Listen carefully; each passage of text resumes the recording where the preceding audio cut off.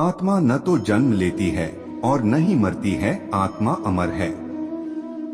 जो मुझे सर्वत्र देखता है और सब कुछ मुझ में देखता है, उसके लिए न तो मैं कभी अदृश्य होता हूँ और न वह मेरे लिए अदृश्य होता है।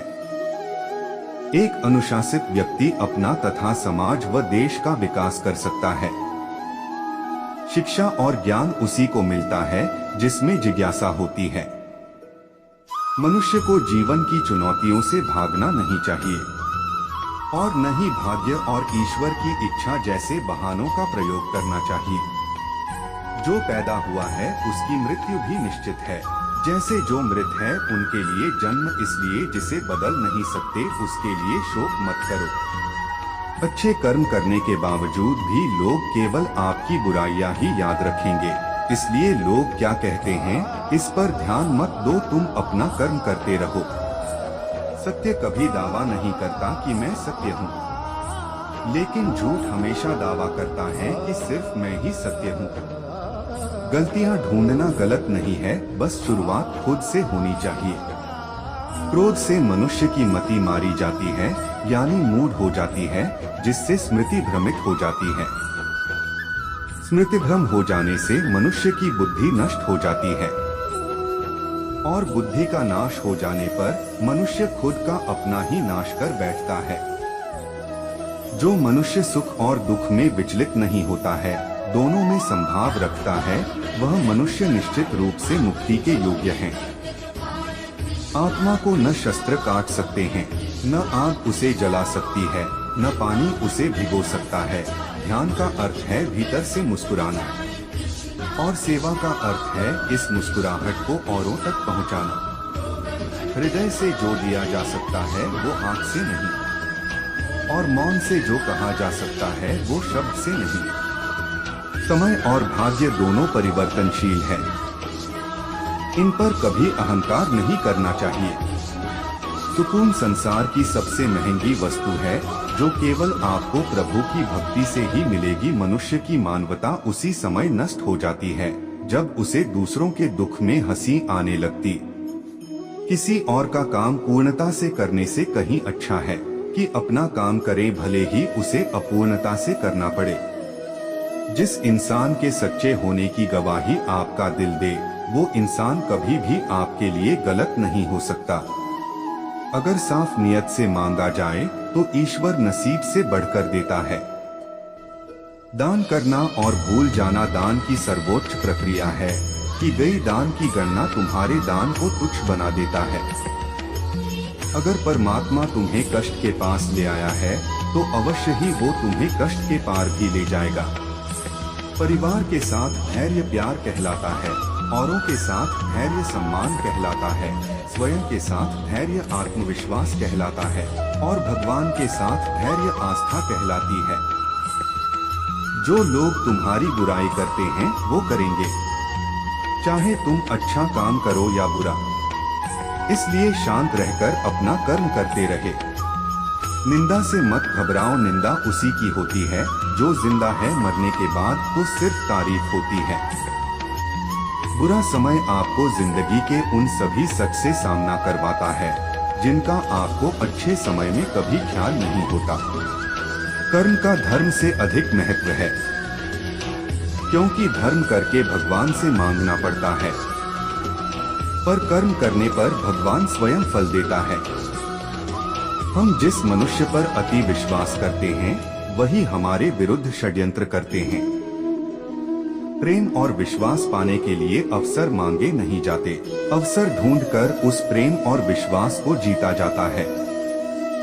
स्वार्थ से रिश्ते बनाने की कितनी भी कोशिश करें वो कभी नहीं बनते हैं, और प्रेम से बने रिश्तों को कितना भी तोड़ने की कोशिश करें वो कभी नहीं टूटते। बुरे वक्त में तो हर कोई भगवान को याद करता है, पर दुनिया में बहुत ही कम लोग हैं जो अपने अच्छे वक्त में भी भगवान को याद करते हैं।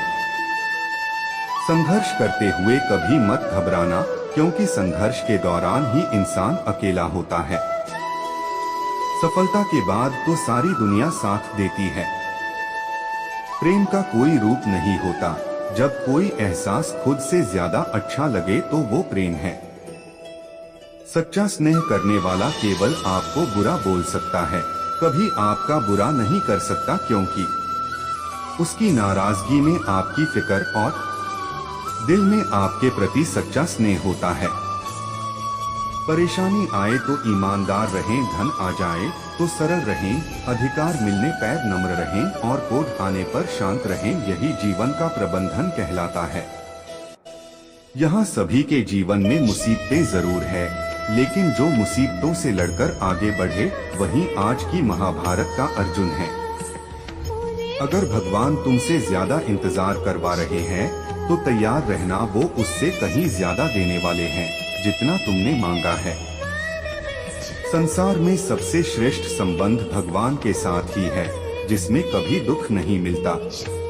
पांव दिखते नहीं फिर भी हर संकट में दौड़ के आता है, हाथ भी दिखते नहीं लेकिन सर पे हाथ फिराता है।